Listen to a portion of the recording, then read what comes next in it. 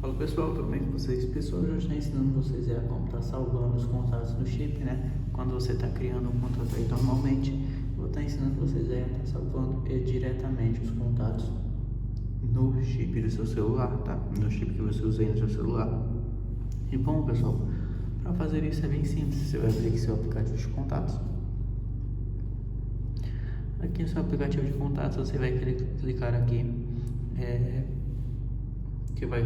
nesse maisinho para criar um contato normalmente, tá? Aqui você pode ver aqui que tem essa opçãozinha salvar em. Você vai clicar aqui, né? E vai estar mudando aqui para Claro BR, no caso seu chip, né? Aqui você vai estar salvando, vai estar adicionando as informações do contato, né? Normalmente, né?